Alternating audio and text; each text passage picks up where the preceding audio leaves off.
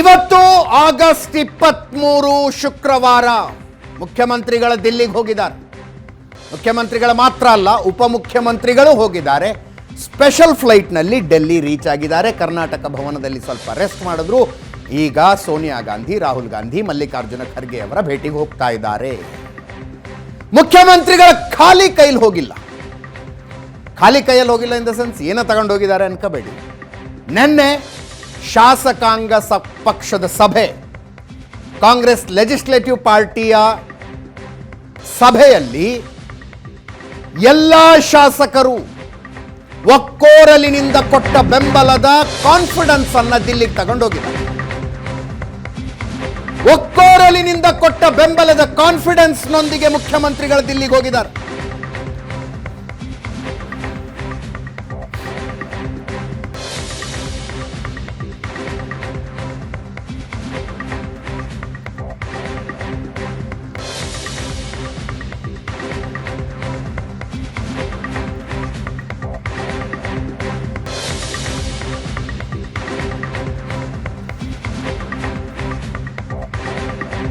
ಹದಿನೇಳನೇ ತಾರೀಕು ಸಚಿವ ಸಂಪುಟ ಸಭೆ ಮಾಡಿದ್ರು ಮುಖ್ಯಮಂತ್ರಿಗಳು. ಅದರಲ್ಲಿ ಸಚಿವರ ಬೆಂಬಲ ತಗೊಂಡು ನಿನ್ನೆ ಮತ್ತೊಂದು ಸಚಿವ ಸಂಪುಟ ಸಭೆ ಮಾಡಿದ್ರು. ಅದಾದ ನಂತರ ಶಾಸಕಾಂಗ ಪಕ್ಷದ ಸಭೆ ಮಾಡಿದ್ರು. ಶಾಸಕರುಗಳು ಸಿದ್ದರಾಮಯ್ಯನವರಿಗೆ ನಾವು ನಿಮ್ಮೊಂದಿಗೆ ಇದ್ದೇವೆ, ಎದೆಗುಂದಬೇಡಿ ಅಂತ ಅಭಯ ಕೊಟ್ಟಿದ್ದಾರೆ. ಹಿರಿಯ ಶಾಸಕ ಆರ್.ವಿ. ದೇಶಪಾಂಡೆ ಅವರು ಇದನ್ನ ಮಂಡಿಸಿದರು. ಮತ್ತೊಬ್ಬ ಹಿರಿಯ ಶಾಸಕ ತನ್ವೀರ್ ಸೇಠ್ ಅವರು ಇದನ್ನ ಅನುಮೋದಿಸಿದರು. ಶಾಸಕರ ಬೆಂಬಲ ನೋಡಿ ಸಿದ್ದರಾಮಯ್ಯನವರು ಧನ್ಯವಾದ ಹೇಳಿದರು.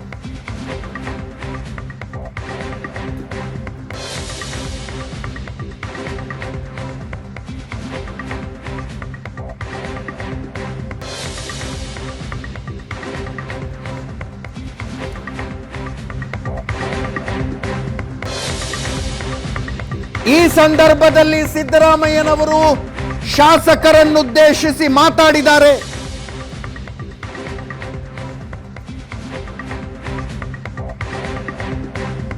ದೇವೇಗೌಡರು, ಕುಮಾರಸ್ವಾಮಿ ಅವರು ಅಮಿತ್ ಶಾ ಮುಂದೆ ಶಪಥ ಮಾಡಿದಾರಂತೆ. 6 ತಿಂಗಳೊಳಗೆ ಕರ್ನಾಟಕದ ಕಾಂಗ್ರೆಸ್ ಗವರ್ಮೆಂಟ್ ಅನ್ನು ಬೀಳಿಸ್ತೀವಿ ಅಂತ ದೇವೇಗೌಡರು, ಕುಮಾರಸ್ವಾಮಿ ಅವರು ಶಪಥ ಮಾಡಿದಾರಂತೆ ಅಮಿತ್ ಶಾ ಎದುರು. 6 ತಿಂಗಳೊಳಗೆ ಸರ್ಕಾರ ತೆಗಿತೀವಿ ಅಂತ. ಆ ಶಪಥವನ್ನ, ಕೊಟ್ಟ ಮಾತನ್ನ ಈಡೇರಿಸೋದಕ್ಕೆ ಮೂಡ ಹಗರಣ ಅನ್ನುವ ಷಡ್ಯಂತ್ರ ಮಾಡಿದಾರಂತೆ.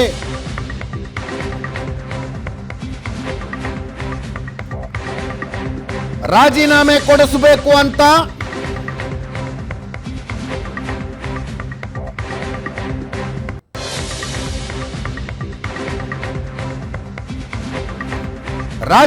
ಕೊಡಿಸಬೇಕು ಅಂತ ಪಾದಯಾತ್ರೆ ಮಾಡಿದ್ರು.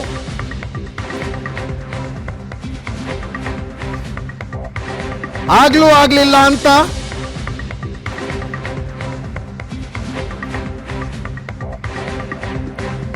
ಪ್ರಾಸಿಕ್ಯೂಷನ್ಗೆ ಅನುಮತಿ ಕೊಡಿಸಿದ್ದಾರೆ. ಅವರಿಗೆ ಕಾನೂನು ಮೂಲಕವೇ ಉತ್ತರ ಕೊಡಿಸೋಣ ಅಂದ್ರು.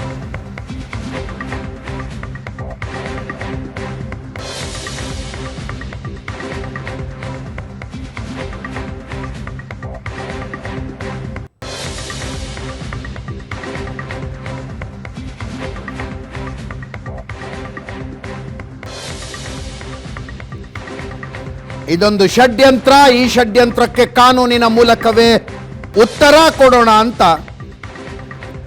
ನನ್ನ ಶಾಸಕಾಂಗ ಪಕ್ಷದ ಸಭೆಯಲ್ಲಿ ಮುಖ್ಯಮಂತ್ರಿಗಳು ಮಾತಾಡಿದರು. ಸಚಿವ ಸತೀಶ್ ಜಾರಕಿಹೊಳಿ ಮತ್ತು ಶಾಸಕರು ರಮೇಶ್ ಬಂಡಿಸಿದ್ದೇಗೌಡರು ಮಾತಾಡಿದ್ದಾರೆ, ಕೇಳಿಸ್ಕೊಳ್ಳಿ. 6 ತಿಂಗಳಲ್ಲಿ ಸರ್ಕಾರ ಬೀಳಿಸೋದ್ರ ಬಗ್ಗೆ ಜೆಡಿಎಸ್ ನವರು ಬಿಜೆಪಿ ನಾಯಕರ ಜೊತೆ ಮಾತಾಡಿದ್ರೆ ಅಂತ ನಿನ್ನೆ ಸಿಎಂ ತಮ್ಮ ಸಿಎಲ್ಪಿ ಸಭೆಯಲ್ಲಿ ಹೇಳಿದ್ರು. ಹೇಳಿದ್ರೆ ಅದು ನಾವು ಹಳೆದ್ರಿಂದ ಹೇಳ್ತದೆ, ಹೊಸದಲ್ಲ ಅದು. ಈಗ 6 ತಿಂಗಳ ಗ್ಯಾಪ್ ಆಗಿದೆ ಅದು. ಮುಂಚೆ 6 ತಿಂಗಳ ಚಾಲ್ತಿಯಲ್ಲಿ ಇತ್ತದು. ಈಗ ಯಾಕೋ ನೀವು ಸುಮ್ಮನಾಗಿರೋ ನಾವು ಸುಮ್ಮನೆ ಆಗಿದ್ದೀವಿ. ಹಳೇದದು. ಮುಂಚೆ 6 ತಿಂಗಳು ಅದೇ ಜಾಸ್ತಿ ಪ್ರಮುಖ ಸುದ್ದಿ ಆಗಿತ್ತು. ಇವತ್ತು ಶಾಸಕರು ಮಾತಾಡಿದ್ರು, 20 ಜನ ಹೋದರು, 10 ಜನ ಮಾತಾಡೋದು ಇತ್ತು. ಈಗ ಮತ್ತೆ ಅದು ಮುಂಚಿನಲ್ಲಿ ಬಂದಿದೆ ಅಷ್ಟೇ. ಸರ್, ದೇವೇಗೌಡರು ಮತ್ತು ಕುಮಾರಸ್ವಾಮಿ ಅವರು ಅಮಿತ್ ಶಾ ಅವರಿಗೆ ಮಾತು ಕೊಟ್ಟಿದ್ದಾರೆ, ರಾಜ್ಯದಲ್ಲಿ ಕಾಂಗ್ರೆಸ್ ಸರ್ಕಾರವನ್ನು ಉಳಿಸ್ತೀವಿ ಅನ್ನುವಂಥದ್ದು ಕೂಡ ಕೊಟ್ಟಿರ್ಬೋದು. ಇದು ರಾಜಕೀಯ ಇಲ್ಲ, ಇದು ಕೊಟ್ಟಿರ್ಬೋದು, ಇಲ್ಲ ಅಂತ ಹೇಳಲಿಕ್ಕಾಗಲ್ಲ, ಕೊಟ್ಟಿರ್ಬೋದು. ಸೊ ನಮ್ಮದು ಲೆಕ್ಕದಲ್ಲಿ ನಾವು ಇರಬೇಕಾಗ್ತದೆ. ನಾವು ಕೂಡ ಹೇಳಿದ್ದೀವಿ, ನಮ್ಮದು ಕೊನೆಯ ಸರ್ಕಾರ ಇರೋವರೆಗೆ ಇದು ನಡೀತಿದೆ ಅಂತ ನಾನು ಹೇಳಿದ್ದೀನಿ. ಮುಂದಿನ ನಮ್ದು ಇನ್ನೂ 4 ವರ್ಷದ ನಂತರವರೆಗೂ ಇದು ಕೊನೆಯಲ್ಲಿ ಇದ್ದೇ ಇರ್ತದೆ ಅಂತ ಹೇಳಿದ್ದೀನಿ. ಇಡೀ ಶಾಸಕಾಂಗ ಸನ್ಮಾನ್ಯ ಮುಖ್ಯಮಂತ್ರಿಗಳಲ್ಲ, ಹಿಂಗೆ ನಡೀತಾ ಇರೋದನ್ನ ಎಲ್ಲರೂ ಸೇರಿ ನಾವೇ ಹೇಳಿದ್ದೀವಿ. BJP ಮತ್ತು JDSನವರು ಜನತಂತ್ರದ ವ್ಯವಸ್ಥೆಯಲ್ಲಿ ಪ್ರಜಾಪ್ರಭುತ್ವದ ಅಡಿಯಲ್ಲಿ ಇರ್ತಕ್ಕಂಥ ಒಂದು ಸರ್ಕಾರವನ್ನು ಅಲುಗಾಡಿಸ್ಲಿಕ್ಕೆ ಹೊರಟಿದ್ದಾರೆ, ಅದನ್ನು ಕಿತ್ತಾಕ್ಲಿಕ್ಕೆ ಹೊರಟಿದ್ದಾರೆ. ಇದು ಕಿತ್ತಾಗಿ ಅಭ್ಯಾಸ BJPಯವ್ರಿಗಾಗಿದೆ. ಸರಿಪಡಿಸ್ಲಿಕ್ಕೆ ಅವ್ರ ಮೇಲೆ ED ಹಾಕ್ತೀವಿ, CBI ಹಾಕ್ತೀವಿ ಅಂತೇಳಿ ಅವ್ರು ಎದುರಿಸಿ ಬೆದರಿಸಿ ಅವ್ರನ್ನ ಪಕ್ಷಾಂತರಗಳು ಮಾಡ್ತಕ್ಕಂಥದ್ದು ಯಾವ ವ್ಯವಸ್ಥೆ ಇದು? ಎಲ್ಲಿ ಬಂದು ಮುಡ್ತು ಪ್ರಜಾತಂತ್ರ ಅನ್ನುವಂಥದ್ದು? ಪ್ರಜಾತಂತ್ರದ ವ್ಯವಸ್ಥೆಯನ್ನು ಪೂರ್ಣ ಪ್ರಮಾಣದಲ್ಲಿ ಕಿತ್ತಾಕ್ಲಿಕ್ಕೆ ಹೊರಟಿರ್ತಕ್ಕಂಥದ್ದು BJP. ಅವ್ರಿಗೆ ಇವತ್ತು ಸಹಕಾರ ಕೊಟ್ಟಿರ್ತಕ್ಕಂಥದ್ದು JDSನವರು. ಅದು ಯಾವ ಕಾರಣಕ್ಕೆ ಸಿದ್ದರಾಮಯ್ಯನವರ ವೈಯಕ್ತಿಕ ದ್ವೇಷವನ್ನು ಇಷ್ಟೊಂದು ಮಟ್ಟಕ್ಕೆ ಸನ್ಮಾನ್ಯ ದೇವೇಗೌಡರು ಕುಮಾರಸ್ವಾಮಿಯವರು ತಗೊಂಡುಕೊಂಡು ಹೋಗಬಾರ್ದಾಗಿತ್ತು. ನಮ್ಮ ಕಾಂಗ್ರೆಸ್ ಬೀಟ್ ರಿಪೋರ್ಟರ್ ಮಾರುತೇಶ್ ನೇರ ಸಂಪರ್ಕದಲ್ಲಿದ್ದಾರೆ. ಮಾರುತೇಶ್, ಸುಮ್ಮನೆ ನಾನು ಹೇಳ್ತಾ ಇದ್ದೆ, ಖಾಲಿ ಕೈಯಲ್ಲಿ ಹೋಗಿಲ್ಲ ಮುಖ್ಯಮಂತ್ರಿಗಳು, ಶಾಸಕಾಂಗ ಪಕ್ಷದ ಸಭೆ ಕೊಟ್ಟ ಕಾನ್ಫಿಡೆನ್ಸ್ ಅಂತ ತಗೊಂಡು ಹೋಗಿದ್ದಾರೆ ಅಂತ. ಸುಮ್ಮನೆ ರಾಜಕೀಯ ವಲಯದಲ್ಲಿ ಚರ್ಚೆ. ಈಗ ಇಂಥದ್ದೊಂದು ರೆಸಲ್ಯೂಷನ್ ಪಾಸ್ ಮಾಡುವ ಅವಶ್ಯಕತೆ ಏನಿತ್ತು ಅಂತ, ನಿಜವಾಗ್ಲೂ ಅವಶ್ಯಕತೆ ಬಂದಿತ್ತಾ?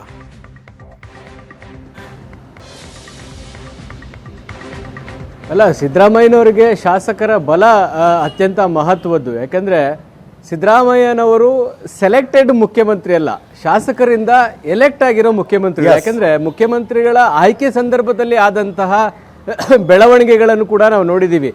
ಎಲ್ಲರೂ ಕೂಡ ತಮ್ಮ ಅಭಿಪ್ರಾಯವನ್ನು ಚೀಟಿ ಮೂಲಕ ಬರೆದು ಯಾರು ಮುಖ್ಯಮಂತ್ರಿ ಆಗಬೇಕು ಅನ್ನುವಂಥದ್ದನ್ನು ಬೆಂಗಳೂರಿನ ಶಾಂಗ್ರಿಲಾ ಹೋಟೆಲ್ನಲ್ಲಿ ನಡೆದಂಥ ಶಾಸಕಾಂಗ ಪಕ್ಷದ ಸಭೆಯಲ್ಲಿ ಇತ್ಯರ್ಥ ಆಗಿದ್ದನ್ನು ನಾವು ನೋಡಿದ್ದೀವಿ. ಸೊ ಹಾಗಾಗಿ ಸಿದ್ದರಾಮಯ್ಯನವರ ಬಲ ಇರುವಂಥದ್ದು ಒಂದು ಅಹಿಂದ ವರ್ಗದ ಸಮುದಾಯದ ಬಲ, ಮತ್ತೊಂದು ಕಡೆ ಶಾಸಕರ ಬಲ. ಈ ಬಲವನ್ನು ಹೈಕಮಾಂಡ್ ಮುಂದೆ ಪ್ರಚುರ ಪಡಿಸಲೇಬೇಕಾದಂಥ ಪರಿಸ್ಥಿತಿ ಇದೆ. ಯಾಕೆಂದರೆ ಹೈಕಮಾಂಡ್ ಮಟ್ಟದಲ್ಲಿ ಪ್ರಾಸಿಕ್ಯೂಷನ್ ಪರ್ಮಿಷನ್ ಕೊಡುವ ಮುಂಚೆ ಇದ್ದಂತಹ ಬೆಂಬಲ ಪ್ರಾಸಿಕ್ಯೂಷನ್ ನಂತರ ಇದೆಯಾ ಅನ್ನುವಂಥ ಪ್ರಶ್ನೆ ಇದೆ. ಯಾಕೆಂದರೆ ಈ ಮೂಡಾ ಪ್ರಕರಣದಲ್ಲಿ 3 ಹಂತದ ಚಿತ್ರಣವನ್ನು ನಾವು ನೋಡ್ತಾ ಇದ್ದೀವಿ ಅಜಿತ್. ಒಂದು, ಈ ಮೂಡಾ ಹಗರಣ ಬಯಲಾದಾಗ ಹೈಕಮಾಂಡ್ ನಾಯಕರನ್ನು ಭೇಟಿಯಾಗಿಯೇ ಮುಖ್ಯಮಂತ್ರಿಗಳು ವಿವರಣೆ ಕೊಟ್ಟು ಬಂದಿದ್ದರು. ಮತ್ತೊಂದು, ವೇಣುಗೋಪಾಲ್ ಮತ್ತು ಸುರ್ಜೇವಾಲಾ ಅವರು ರಾಜ್ಯಕ್ಕೆ ಬಂದಾಗಲೂ ಕೂಡ ಹೈಕಮಾಂಡ್ CM ಬೆಂಬಲಕ್ಕೆ ಇದೆ ಅನ್ನುವಂಥದ್ದನ್ನು ಹೇಳಿದರು. ಇದು ಯಾವುದೇ ಹಗರಣ ಇಲ್ಲ, ಇಲ್ಲಿ ಏನು ಸತ್ಯಾಸತ್ಯತೆಗಳಿಲ್ಲ, ಮುಖ್ಯಮಂತ್ರಿಗಳ ಪಾತ್ರ ಇಲ್ಲ ಅಂತೇಳಿ ಇಲ್ಲಿ ಮಾಧ್ಯಮಗಳ ಮುಂದೆ ಕೂಡ ಮಾತನಾಡಿ ಹೋಗಿದ್ರು. ಇದೆಲ್ಲವೂ ಕೂಡ BJP JDSನ ಪಾದಯಾತ್ರೆಯ ಮುಂಚೆ ಆದಂಥ ಬೆಳವಣಿಗೆ. ಅದಾದಮೇಲೆ ಈಗ ರಾಜ್ಯಪಾಲರು ಪ್ರಾಸಿಕ್ಯೂಷನ್ಗೆ ಕೊಟ್ಟಾಗ ಪ್ರಾಸಿಕ್ಯೂಷನ್ಗೆ ಕೊಟ್ಟಿರುವಂತಹ ನಿರ್ಣಯವನ್ನು ಖಂಡಿಸಿ ಕೆಲವರು ಟ್ವೀಟ್ ಮಾಡಿರುವಂಥದ್ದಿದೆ, ಮಾತನಾಡಿರುವಂಥದ್ದಿದೆ. ಆದರೆ ಕೋರ್ಟ್ನಲ್ಲಿ ಆಗುವಂಥ ಬೆಳವಣಿಗೆಗಳನ್ನು ಹೈಕಮಾಂಡ್ ಎದುರು ನೋಡ್ತಾ ಇದೆ. ನಾಳೆ ಕೋರ್ಟ್ ತನಿಖೆಗೆ ಆದೇಶ ಮಾಡಿದರೆ ಆಗ ಇದೇ ನಿಲುವನ್ನು ಹೈಕಮಾಂಡ್ ವ್ಯಕ್ತಪಡಿಸುತ್ತಾ ಅನ್ನುವಂಥ ಆತಂಕ ಕೂಡ ಮುಖ್ಯಮಂತ್ರಿಗಳಿಗೆ ಇದೆ. ಹಾಗಾಗಿ ಶಾಸಕರೆಲ್ಲರೂ ಕೂಡ CM ವಿರುದ್ಧ ಏನೇ ಆದರೂ ನಾವು ಬೆಂಬಲಕ್ಕೆ ನಿಲ್ತೀವಿ ಅನ್ನುವಂಥ ಒಂದು ನಿರ್ಣಯವನ್ನು ತೆಗೆದುಕೊಂಡಿದ್ದಾರೆ. ಆ ನಿರ್ಣಯವನ್ನು ಕೂಡ ಮುಖ್ಯಮಂತ್ರಿಗಳು ಹೈಕಮಾಂಡ್ನ ಮುಂದೆ ವಿವರವಾಗಿ ಹೇಳೋರಿದ್ದಾರೆ. ಯಾಕಂದರೆ ಮುಖ್ಯಮಂತ್ರಿಗಳಿಗೆ ಇದು ಅನಿವಾರ್ಯ ಇದೆ. ಏನಾಗ್ತಾ ಇದೆ, ಈ ಬೆಳವಣಿಗೆಗಳಾಗ್ತಿದ್ದ ಹಾಗೆ ರಾಜ್ಯ ಕಾಂಗ್ರೆಸ್ನಲ್ಲೂ ಕೂಡ CM ಕುರ್ಚಿ ಖಾಲಿಯಾಗುತ್ತೆ, ನಾವು ಪ್ರಯತ್ನ ಮಾಡೋಣ ಅನ್ನುವಂಥ ಚಟುವಟಿಕೆಗಳು ಆರಂಭ ಆಗಲಿಕ್ಕೆ ಶುರುವಾಗಿದ್ದಾವೆ. ನಾಳೆ ತನಿಖೆಗೆ ಆದೇಶ ಆದ ಮೇಲೂ ಕೂಡ ಮುಖ್ಯಮಂತ್ರಿಗಳು ಆ ಹುದ್ದೆಯಲ್ಲಿ ಮುಂದುವರಿಯೋದಕ್ಕೆ ಸಾಧ್ಯ ಇಲ್ಲ ಅನ್ನುವಂಥ ಅಭಿಪ್ರಾಯ ಕಾಂಗ್ರೆಸ್ನ ಒಳಗೆ ಬಹುತೇಕರಲ್ಲಿದೆ. ಯಾವ ಬಹಿರಂಗವಾಗಿ ಮಾತುಗಳಲ್ಲಿ ಬರದೇ ಇದ್ರೂ ಕೂಡ ಆಂತರಿಕವಾಗಿ ಈ ಲೆಕ್ಕಾಚಾರಗಳು ನಡೀತಾ ಇದೆ. ಹಾಗಾಗಿ ಪ್ರಯತ್ನಗಳು ನಡೀತಾ ಇದೆ. ಇನ್ನೂ ಒಂದು ಹೆಜ್ಜೆ ಮುಂದೆ ಹೋಗಿ ಹೈಕಮಾಂಡ್ ಕೂಡ ಸಮುದಾಯವಾರು ಆ ಹುದ್ದೆಗೆ ಅಂದರೆ ಮುಖ್ಯಮಂತ್ರಿಗಳ ಹುದ್ದೆಗೆ ಅರ್ಹರಾದಂಥ ಹೆಸರುಗಳನ್ನು ಕೂಡ ಪಟ್ಟಿ ಮಾಡಿದ್ದಾರೆ ಎನ್ನುವಂಥ ವಿಚಾರ ಕೂಡ ಚರ್ಚೆಯಲ್ಲಿದೆ. ಸೊ ಇಂಥ ಬೆಳವಣಿಗೆಗಳು ನಡೆಯುವಾಗ ಹೈಕಮಾಂಡ್ನಿಂದ ಒಂದು ಸ್ಪಷ್ಟ ನಿರ್ದೇಶನ ಬೇಕಾಗುತ್ತೆ. ಆ ಕಾರಣಕ್ಕಾಗಿ ಸತೀಶ್ ಜಾರಕಿಹೊಳಿ ಅವರು ಮೊನ್ನೆ ಭಾಷಣ ಮಾಡುವಾಗಲೂ ಕೂಡ ಹೇಳಿದರು, ಹೈಕಮಾಂಡ್ ಸಿದ್ದರಾಮಯ್ಯನವರ ಬೆನ್ನಿಗೆ ನಿಲ್ಲಬೇಕು.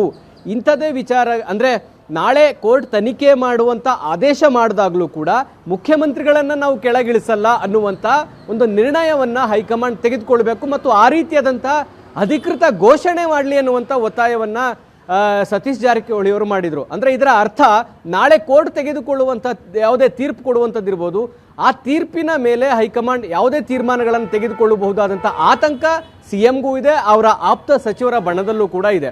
ಸೊ ಆ ಕಾರಣಕ್ಕಾಗಿ ಮುಖ್ಯಮಂತ್ರಿಗಳು ಶಾಸಕಾಂಗ ಪಕ್ಷದ ನಿರ್ಣಯವನ್ನು ಕೂಡ ಹೈಕಮಾಂಡ್ಗೆ ತಿಳಿಸುವಂತಹ ಪ್ರಯತ್ನದಲ್ಲಿ ಇದ್ದಾರೆ. ಇವತ್ತು ಸಂಜೆ ಅಂದರೆ ಈಗ ಭೇಟಿ ಬಹುಶಃ ಆಗಿರ್ಬೋದೇನೋ, ಈ ಭೇಟಿಯ ಸಂದರ್ಭದಲ್ಲಿ ಇದೆಲ್ಲವನ್ನು ಕೂಡ ತಿಳಿಸುವಂಥ ತೀರ್ಮಾನಕ್ಕೆ ಸಿದ್ದರಾಮಯ್ಯನವರು ಬಂದಿದ್ದಾರೆ.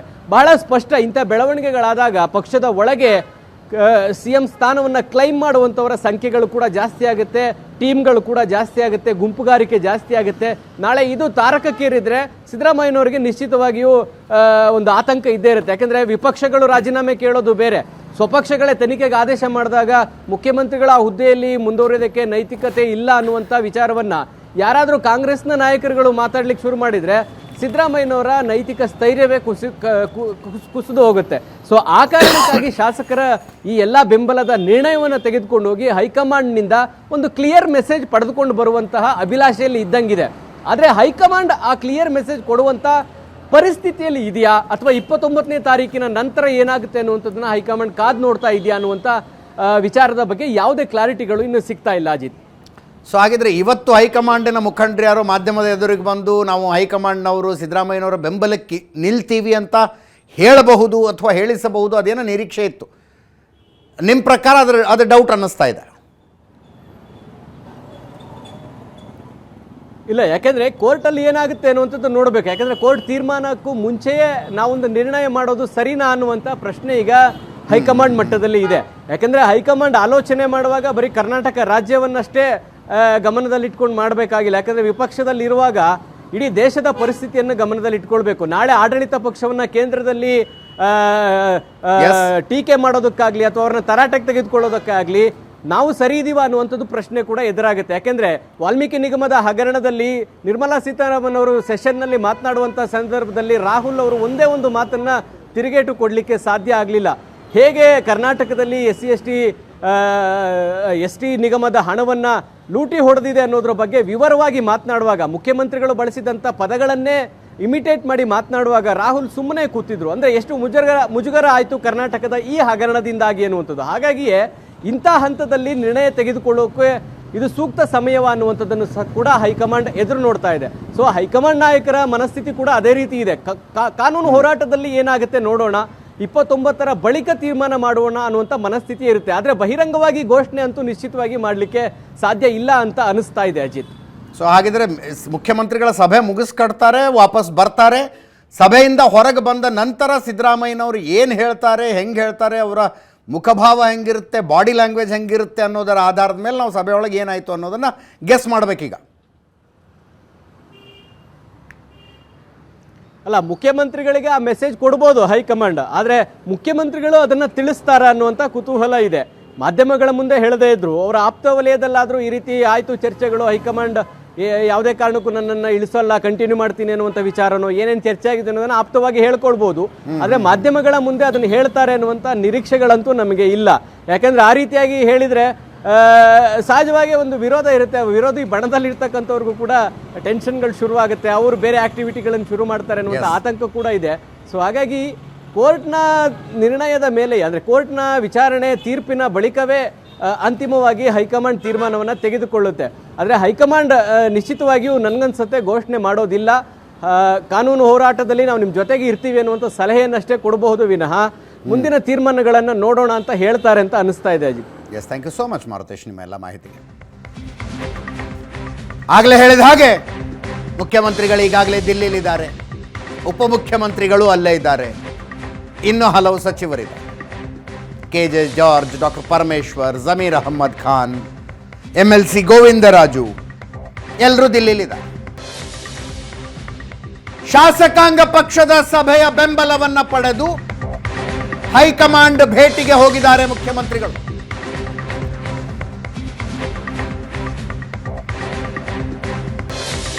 ಪ್ರಕರಣವನ್ನು ವಿವರಿಸ್ತಾರೆ ನಾಯಕರುಗಳಿಗೆ, ಏನ್ ಕೇಸು ಏನೇನಾಗಿದೆ ಅನ್ನೋದನ್ನ ಹೇಳ್ತಾರೆ.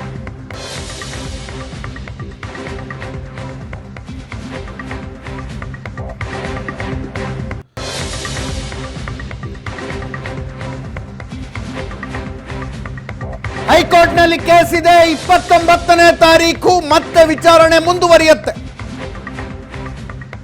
ಅಲ್ಲೇನಾದರೂ ಮುಖ್ಯಮಂತ್ರಿಗಳ ವಿರುದ್ಧದ ತನಿಖೆಗೆ ರಾಜ್ಯಪಾಲರು ಕೊಟ್ಟಿರುವ ಅನುಮತಿಗೆ ತಡೆ ಸಿಗದೆ ಹೋದರೆ ಏನು ಮಾಡಬೇಕಾವಾಗ? ಅದರ ಚರ್ಚೆಯಾಗುತ್ತೆ. ನಡೀಲಿ ತನಿಖೆ ಅಂತೇನಾದ್ರು ಹೈಕೋರ್ಟ್ ಹೇಳಿಬಿಟ್ರೆ, ಅರ್ಥಾತ್ ರಾಜ್ಯಪಾಲರು ಕೊಟ್ಟಿರುವ ಅನುಮತಿ ಸರಿಯಾಗಿದೆ ಅಂತ ಹೈಕೋರ್ಟ್ ಹೇಳಿಬಿಟ್ರೆ ನೈತಿಕತೆಯ ಪ್ರಶ್ನೆ ಬರುತ್ತೆ. ದೂರುದಾರರು ವಿಪಕ್ಷಗಳ ಕೇಳ್ತವೆ. ಮುಖ್ಯಮಂತ್ರಿಗಳ ವಿರುದ್ಧ ತನಿಖೆ ನಡೀತಾ ಇರುವಾಗ ಅವರು ಅಧಿಕಾರದಲ್ಲಿ ಮುಂದುವರೆದರೆ ತನಿಖೆಯ ಮೇಲೆ ಪರಿಣಾಮ ಬೀರಿದಂತಲ್ವಾ, ಪ್ರಭಾವ ಬೀರಿದಂತಲ್ವಾ ಅಂತ ಕೇಳ್ತಾರೆ.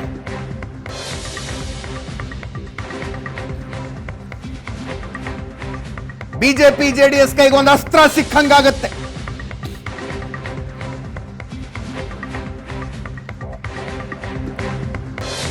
ಇದೆಲ್ಲವೂ ಕೂಡ ಇವತ್ತಿನ ಸಭೆಯಲ್ಲಿ ಚರ್ಚೆಯಾಗತ್ತೆ.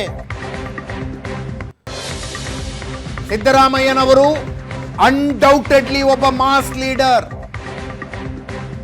ಅವರ ಹಿಂದೆ ದೊಡ್ಡದೊಂದು ವೋಟ್ ಬ್ಯಾಂಕ್ ಇದೆ.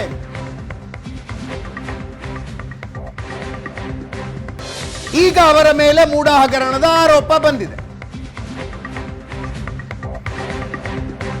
ಆಗಿದ್ದಾಗ್ಲಿ ಅನ್ಕೊಂಡು ಸಿದ್ದರಾಮಯ್ಯನವರ ಬೆಂಬಲಕ್ಕೆ ನಿಂತ್ಕೊಳ್ಬೇಕಾ? ಮುಂದೇನಾಗುತ್ತೋ ನೋಡೋಣ, ಕಾದು ನೋಡೋಣ ಅನ್ಬೇಕಾ? ಅಥವಾ ಎಚ್ಚರಿಕೆಯ ಹೆಜ್ಜೆ ಇಡಬೇಕಾ? ಎಲ್ಲ ಚರ್ಚೆ ಆಗುತ್ತಿವೆ.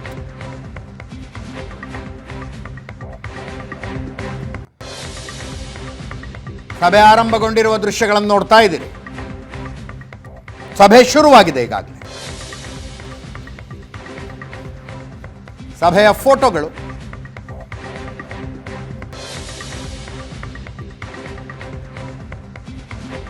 ಕೆಸಿ ವೇಣುಗೋಪಾಲ್, ರಣದೀಪ್ ಸಿಂಗ್ ಸುರ್ಜೇವಾಲಾ, ಮಲ್ಲಿಕಾರ್ಜುನ ಖರ್ಗೆ, ಡಿಕೆ ಶಿವಕುಮಾರ್, ಸಿದ್ದರಾಮಯ್ಯ ಮತ್ತು ರಾಹುಲ್ ಗಾಂಧಿ ಅವರಿದ್ದಾರೆ. ಸಭೆಯ ಫೋಟೋಗಳನ್ನ ನೋಡ್ತಾ ಇದ್ದೀರಿ.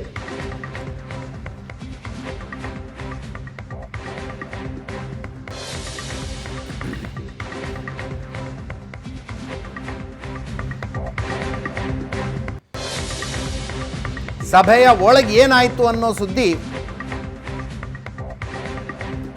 ಹೊರಗೆ ತೆಗೆಯೋದು ಕಷ್ಟ. ಇದನ್ನು ಈ ಜನ ಇದ್ದಾಗ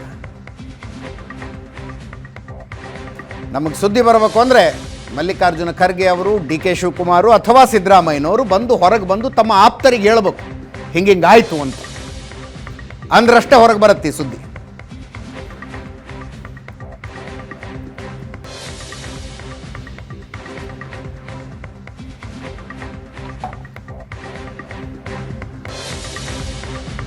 ಬಹಳ ಕ್ರೂಷಿಯಲ್ ಸಭೆ.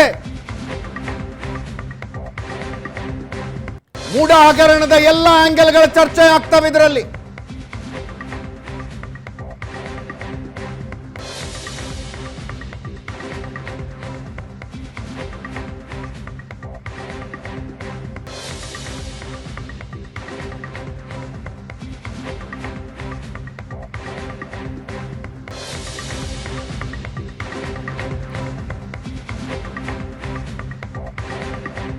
ನಮ್ಮ ಸ್ಕ್ರೀನ್ ಮೇಲೆ ಒಂದು ಫೋಟೋ ನೋಡ್ತಾ ಇದ್ದೀರಿ. ಈ ಕ್ಷಣ ಈಗ ನಡೀತಾ ಇರುವ ಸಭೆ ಇದು.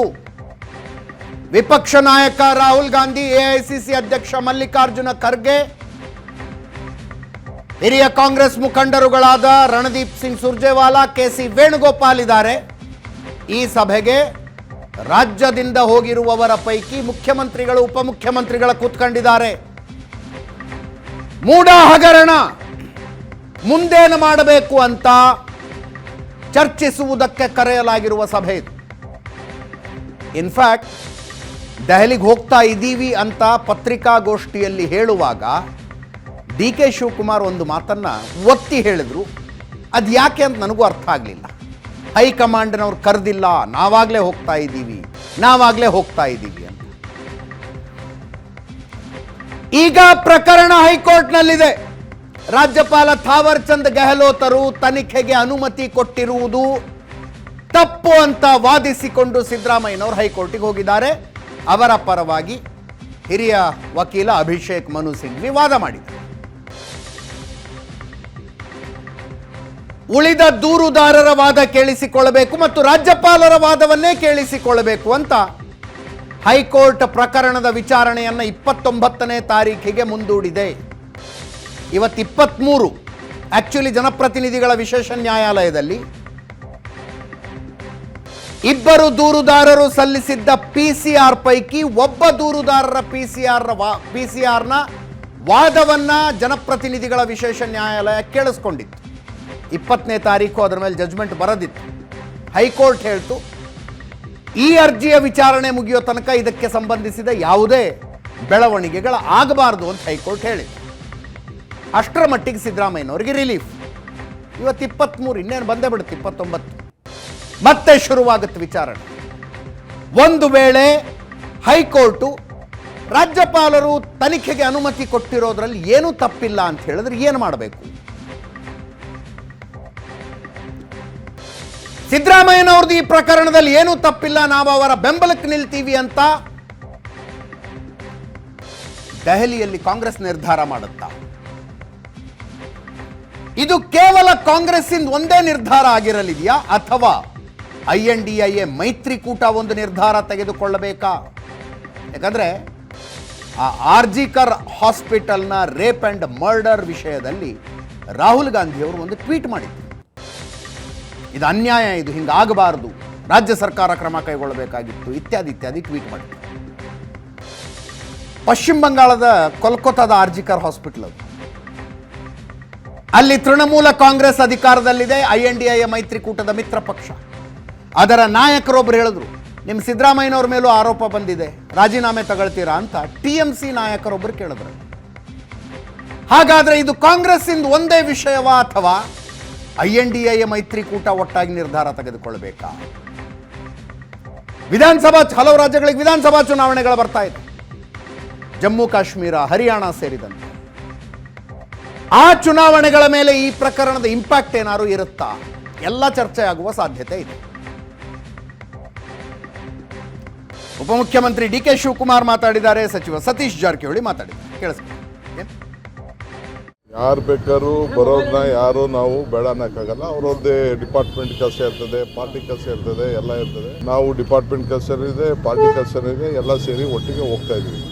ನಾವು ಇದೆಲ್ಲ ಆದಮೇಲೆ ನಮ್ಮ ಪಕ್ಷಕ್ಕೆ ಹೈಕಮಾಂಡ್ಗೆ ತಿಳಿಸ್ಬೇಕು ಯಾವ ರೀತಿ ನಮ್ಮ ಗವರ್ನರ್ ಆಫೀಸು ದುರುಪಯೋಗ ಮಾಡ್ತಾರೆ. ಯಾವ ಪ್ರಯತ್ನ ಮಾಡಿದ್ರು ಏನೂ ಆಗೋದಿಲ್ಲ. ನಾವು ಸುಮ್ಮನೆ ಕೂತ್ಕೊಳ್ಳೋದಿಲ್ಲ, ನಮ್ಮ ಕೆಲಸ ನಾವು ಮಾಡ್ತೀವಿ. ಕ್ಲಾರಿಫಿಕೇಶನ್ ಹೈಕಮಾಂಡ್ ಕೇಳಿರೋದಾ ಅಥವಾ ಇವರೇ ಕೊಟ್ಟು ಬರ್ಲಿಕ್ಕೆ ಹೋಗ್ತಾ ಇದ್ದಾರೆ, ಏನಾಗ್ತಾ ಇದೆ? ನಮಗೆ ಗೊತ್ತಿಲ್ಲ, ಇವ್ರು ಹೋಗ್ತಿದ್ದಾರೆ, ನಮಗೆ ಅದು ಗೊತ್ತಿಲ್ಲ. ಡೆಲ್ಲಿ ಹೋಗೋದು ಅಷ್ಟೇ ಗೊತ್ತಿದೆ, ಸಬ್ಜೆಕ್ಟ್ ಏನಂತ ಗೊತ್ತಿಲ್ಲ. ಸ್ವಾಭಾವಿಕವಾಗಿ ನಡೆದಂಥ ಘಟನೆಯನ್ನು ವಿವರಣೆ ಮಾಡೋದು ಇವರು ಕೊಡೋದು ಕೂಡ ಕರ್ತವ್ಯ, ಅವರು ಕೇಳೋದು ಅವ್ರದ್ದು ಕರ್ತವ್ಯ. ಕೋರ್ಟಲ್ಲಿ ಏನಾದರೂ ಕೂಡ ಹೈಕಮಾಂಡು ನಾವತ್ತಿ ರಾಜ್ಯದ ಎಲ್ಲ ಅವ್ರ ಜೊತೆ ಇದ್ದೀವಿ. ಹೈಕಮಾಂಡು ಮತ್ತು ಇಂಡಿಯಾ ಒಕ್ಕೂಟ ಏನಿದ್ದಾರೆ ಇವ್ರು ಬೆನ್ನಿಗೆ ನಿಲ್ಲಬೇಕಂತ ಹೇಳಿದ್ದೀವಿ. ರಾಜ್ಯದಲ್ಲಿ ಆಗಿರುವಂಥ ಏನು ಬೆಳವಣಿಗೆಗಳು ಮೂಡ ವಿಚಾರದಲ್ಲಿನೂ ಕೂಡ AICC ಅಧ್ಯಕ್ಷರ ಜೊತೆ ಸೋನಿಯಾ ಗಾಂಧಿ ಅವ್ರ ಜೊತೆಗೆ ಮತ್ತು ರಾಹುಲ್ ಗಾಂಧಿ ಅವ್ರ ಜೊತೆಗೆ ಇನ್ನಿತರ ಕಾಂಗ್ರೆಸ್ನ ವೇಣುಗೋಪಾಲ್ ಅವರು, ಸುರ್ಜೇವಾಲಾ ಅವರು ಎಲ್ಲರೂ ಕೂಡ ಚರ್ಚೆ ಮಾಡ್ತಾರೆ. ಸುಳ್ಳು ಆಪಾದನೆ ಮೇಲೆ ಇವತ್ತು ಮುಖ್ಯಮಂತ್ರಿಗಳನ್ನ ಮೇಲೆ ಕಪ್ಪು ಚುಕ್ಕೆ ತರೋಕ್ಕೆ ಮತ್ತು ಸರ್ಕಾರವನ್ನು ಅಸ್ಥಿರಗೊಳಿಸುವಂಥ ಏನು ಪ್ರಯತ್ನ ಇದೆ, ಈ ವಿಚಾರದಲ್ಲಿ ಏನೆಲ್ಲ ಆಗಿದೆ ಅನ್ನೋದನ್ನು ಕೂಡ ಅಲ್ಲಿ ಅದು ಒಂದು ಸಬ್ಜೆಕ್ಟು, ಅದೆಲ್ಲವನ್ನು ಕೂಡ ವಿವರಣೆ ನೀಡ್ತಾರೆ ಮತ್ತು ಅವರು ಕೂಡ ಸಲಹೆ ಸೂಚನೆಗಳನ್ನು ಕೊಡ್ತಾರೆ ಹೈಕಮಾಂಡ್ನವರು. ನಮ್ಮ ಪೊಲಿಟಿಕಲ್ ಬ್ಯೂರೋ ಚೀಫ್ ಆನಂದ್ ಬೈದನ್ ಮನೆ ನೇರ ಸಂಪರ್ಕದಲ್ಲಿದ್ದಾರೆ. ಆನಂದ, ನನ್ನ ಪ್ರಕಾರ ಇದು ಬಹಳ ಕ್ರೂಷಿಯಲ್ ಮೀಟಿಂಗ್. ಇದು ಮುಂದೆ ಏನಾಗುತ್ತೆ ಅನ್ನೋದನ್ನು ನಿರ್ಧರಿಸುವಂಥ ಸಭೆ. ಹೌದಾ? ಆಮ್ ಐ ರೈಟಾ? ಅಥವಾ ಏನಿಲ್ಲ, ಮೂಢ ಹಗರಣದ ಅಪ್ಡೇಟ್ ಮಾಡಿ ಬರೋದಕ್ಕೆ ಮುಖ್ಯಮಂತ್ರಿಗಳು ಉಪಮುಖ್ಯಮಂತ್ರಿಗಳು ಹೋಗಿದ್ದಾರೆ ಅಷ್ಟೇ, ಅಪ್ಡೇಟ್ ಮಾಡಿ ವಾಪಸ್ ಬರ್ತಾರೆ ಅಷ್ಟೇನಾಗೋದು? ಅಜಿತ್, ನಿಜವಾಗ್ಲೂ ಕೂಡ ಇದು ರಾಜ್ಯ ರಾಜಕಾರಣಕ್ಕೆ ಒಂದು ಸ್ಪಷ್ಟವಾದಂಥ ದಿಕ್ಸೂಚಿ ಕೊಡುವಂಥ ಒಂದು ಸಭೆ ಅಂದರೂ ಕೂಡ ತಪ್ಪಾಗಲಾರದು. 2023 ಮೇ 18ರಂದು ದೆಹಲಿಯಲ್ಲಿ ನಡೆದಂಥ ಹೈಕಮಾಂಡ್ ನಾಯಕರ ಸಭೆಯಲ್ಲಿ ಯಾರಿಗೆ ಎಷ್ಟು ದಿನದ ಅಧಿಕಾರ ಅಂತಕ್ಕಂಥ ಒಂದು ನಿರ್ಣಾಯಕವಾಗಿರುವಂಥ ತೀರ್ಮಾನ ಆಗಿದೆ ಅನ್ನುವಂಥದ್ದು ಸಹಜವಾಗಿ ರಾಜಕಾರಣದಲ್ಲಿದೆ. ಹಾಗಾಗಿ ಈಗ ಕಳೆದ 1 ವರ್ಷ 3 ತಿಂಗಳಿಂದ ಕೂಡ ಸರ್ಕಾರ ಮುನ್ನಡೆಕೊಂಡು ಬಂದಿದೆ. ಆದರೆ 1 ವರ್ಷ 3 ತಿಂಗಳ ಅವಧಿ ಒಳಗೆ ಆಗಿರ್ತಕ್ಕಂಥ 10 ಬೆಳವಣಿಗೆಗಳು ಮುಖ್ಯಮಂತ್ರಿಯಾಗಿ ಸಿದ್ದರಾಮಯ್ಯವರು ಕಂಟಿನ್ಯೂ ಆಗ್ತಾರಾ ಇಲ್ವಾ ಅಂತಕ್ಕಂಥ ಸಹಜವಾದಂಥ ಚರ್ಚೆಗಳು ಕೂಡ ರಾಜಕಾರಣದಲ್ಲಿ ಆಗ್ತಾ ಇದೆ. ವಾಲ್ಮೀಕಿ ಹಗರಣ ಜೋರಾಗ್ತಿದ್ದ ಹಾಗೆಯೇ ಮುಖ್ಯಮಂತ್ರಿಗಳ ಬಗ್ಗೆನೇ 10 ರೀತಿಯ ಅನುಮಾನಗಳು ಸಂಶಯಗಳು ಉಂಟಾಗಿತ್ತು. ಆದರೆ ಈಗ ಮೂಢ ಹಗರಣ ಜೋರಾಗ್ತಿದ್ದ ಹಾಗೆಯೇ ಸಹಜವಾಗಿ ಮುಖ್ಯಮಂತ್ರಿಗಳ ಬಗ್ಗೆ ಇದ್ದಂಥ ಅಭಿಪ್ರಾಯಗಳು, ಮುಖ್ಯಮಂತ್ರಿಗಳ ಹಸ್ತಕ್ಷೇಪದ ಬಗ್ಗೆ, ಮುಖ್ಯಮಂತ್ರಿಗಳ ಕುಟುಂಬದ ಪಾತ್ರದ ಬಗ್ಗೆ, ಮುಖ್ಯಮಂತ್ರಿಗಳ ಸುತ್ತಿರತಕ್ಕಂಥ ಸಚಿವರುಗಳ ಬಗ್ಗೆ, ಅವರ ಆಪ್ತೇಷ್ಟರ ಬಗ್ಗೆ ಸಹಜವಾದಂಥ ಬೇರೆ ಬೇರೆ ರೀತಿಯ ಸ್ವರೂಪದ ಚರ್ಚೆಗಳು ಪಕ್ಷದ ಪಡಸಾಲೆಯಲ್ಲಿ ಕೂಡ ನಡೀತಾ ಇದೆ. ಹಾಗಾಗಿ ಈಗ ದೆಹಲಿಯಲ್ಲಿ ನಡೀತಿರ್ತಕ್ಕಂಥ ಸಭೆಯ ಹಿನ್ನೆಲೆಯಲ್ಲಿ ಬಹಳ ಪ್ರಮುಖವಾಗಿ ರಾಜ್ಯ ರಾಜಕಾರಣದ ಮುಂದಿನ ದಿನಗಳನ್ನು ನಿಗದಿ ಮಾಡ್ತಕ್ಕಂಥ ನಿರ್ಧರಿಸ್ತಕ್ಕಂಥ ರೀತಿಯ ಒಂದು ಸ್ಪಷ್ಟವಾದಂಥ ತೀರ್ಮಾನ ಇವತ್ತರ ಸಭೆಯಲ್ಲಿ ಹೊರಬೀಳುತ್ತೆ ಅನ್ನುವಂಥ ಮಾಹಿತಿಗಳು ಕೂಡ ಲಭ್ಯ ಆಗ್ತಾ ಇದೆ. ಆದರೆ ಎಲ್ಲವೂ ಕೂಡ ಸಭೆಯ ಬಳಿಕವೇ ಅಂತಿಮ ಆಗಬೇಕಾಗಿದೆ. ಆದರೆ ಒಂದಂತೂ ಸ್ಪಷ್ಟ, ಕಳೆದ 1 ವರ್ಷ 3 ತಿಂಗಳಿಂದ ಅಧಿಕಾರದಲ್ಲಿರತಕ್ಕಂಥ ಮುಖ್ಯಮಂತ್ರಿ ಸಿದ್ದರಾಮಯ್ಯನವರಿಗೆ ಕಳೆದ 1 ವರ್ಷ ಅವಧಿಯಲ್ಲಿ ನಡೆದಿರತಕ್ಕಂಥ 10 ಬೆಳವಣಿಗೆ ಹಿನ್ನೆಲೆಯಲ್ಲಿ ಮುಖ್ಯಮಂತ್ರಿಗಳು ಕಂಟಿನ್ಯೂ ಆಗ್ತಾರೆ ಇಲ್ಲೋ ಅಂತಕ್ಕ ಚರ್ಚೆಗಳು ಬಂದಾಗ ಸಹಜವಾಗಿ ಇಲ್ಲ ಅಂತಕ್ಕಂಥ ಚರ್ಚೆಗಳೇ ಸಹಜವಾಗಿ ಎಲ್ಲ ಕಡೆ ಇತ್ತು. ಆದರೆ ಮೂಢ ಹಗರಣ ಜೋರಾಗ್ತಿದ್ದ ಹಾಗೆಯೇ ಸಹಜವಾಗಿಯೇ ಮುಖ್ಯಮಂತ್ರಿಗಳ ಒಂದು ಅವಧಿ ಬಗ್ಗೆ ಬೇರೆ ಬೇರೆ ರೀತಿಯಾಗಿರ್ತಕ್ಕಂಥ ವ್ಯಾಖ್ಯಾನಗಳು ಶುರುವಾಗಿದೆ. ಅದು ಕೇವಲ ಪ್ರತಿಪಕ್ಷದ ಅಂಗಳದಲ್ಲಿ ಅಷ್ಟೇ ಅಲ್ಲ, ಬದಲಾಗಿ ಆಡಳಿತವಾಗಿರ್ತಕ್ಕಂಥ ಕಾಂಗ್ರೆಸ್ ಅಂಗಳದಲ್ಲಿ ಜೋರಾಗಿರ್ತಕ್ಕಂಥ ಚರ್ಚೆಗಳು ಕೂಡ ಶುರುವಾಗಿದೆ. ಹಾಗಾಗಿ ಮುಖ್ಯಮಂತ್ರಿಗಳು ಹೈಕಮಾಂಡ್ ಕರೆದೇ ಇದ್ದರೂ ಕೂಡ ದೆಹಲಿಗೆ ಹೋಗಿ ಒಟ್ಟಾರೆ ಬೆಳವಣಿಗೆ ಬಗ್ಗೆ ಮಾಹಿತಿ ಕೊಡುವಂಥ ಪ್ರಯತ್ನ ಮಾಡ್ತಾ ಇರತಕ್ಕಂಥದ್ದು. ಈಗ ನಡೀತಾ ಇರತಕ್ಕಂಥ ಸಭೆಯಲ್ಲಿ ಪ್ರಮುಖ ನಾಯಕರು ಮಾತ್ರ ಭಾಗಿಯಾಗಿರ್ತಕ್ಕಂಥದ್ದು. ಅದರಲ್ಲೂ ಮುಖ್ಯವಾಗಿ ಮುಖ್ಯಮಂತ್ರಿ ಸಿದ್ದರಾಮಯ್ಯ, DK ಶಿವಕುಮಾರ್, ಸುರ್ಜೇವಾಲಾ, ವೇಣುಗೋಪಾಲ್ ಮತ್ತು ಎಸ್ ಅಧ್ಯಕ್ಷರಾಗಿರ್ತಕ್ಕಂಥ ಮಲ್ಲಿಕಾರ್ಜುನ್ ಖರ್ಗೆ ಮತ್ತು ರಾಹುಲ್ ಗಾಂಧಿ ಮಾತ್ರ ಈ ಸಭೆಯಲ್ಲಿ ಭಾಗವಹಿಸಿದ್ದಾರೆ.